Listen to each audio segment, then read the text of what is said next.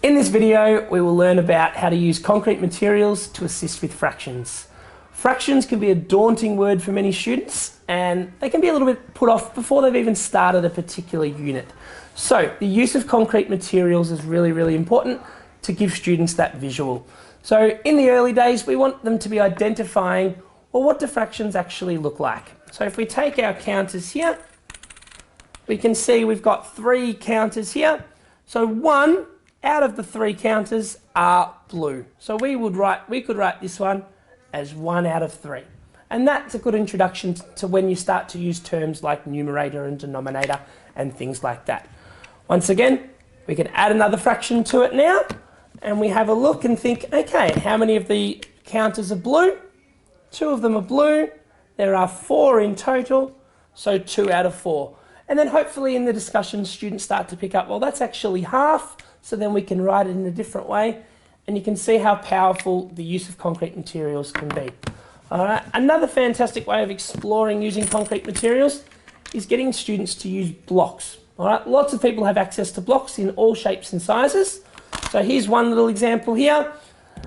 Students can build something, it might look a little bit random, and then you can start to get the fractions talk into it. So you can say, well, if we were going to compare the red shape and the yellow shape, what could we say about it? And then students might start to build and say, okay, the red is half the size of the yellow, and getting them to familiar with that language.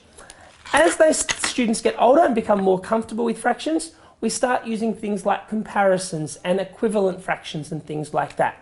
So one really good strategy for this is trying to benchmark and get students to think about, is my fraction bigger or smaller than half, before they try and worry about all the different rules and things. So one thing that is valuable in using is dominoes. So if we take this domino here and we pretend that that says 1 out of 2. So we place it as a fraction, we can see that that one is half. Then if we pick another fraction, we might come up with 2/5. And then we try and picture, well, what would 2/5 look like? Once again, you might get your counters out to assist you, and we can see, okay, 2/5 of the counters are blue, and we can see that less than half of the counters are blue. So we can put this one down here. Same again, we look at 3/3. If there are 3 yellow counters, out of your total 3, all of them are yellow. So you can see 3/3 is going to be a whole, which is going to be much bigger than half. And then as they become more confident in what they're doing, they can start to think, 3/6, that's the same as half. 0 out of 7, well, that's going to be much smaller. And just that concept of bigger or smaller than, rather than getting into all of the rules, can make them picture what theirs looks like.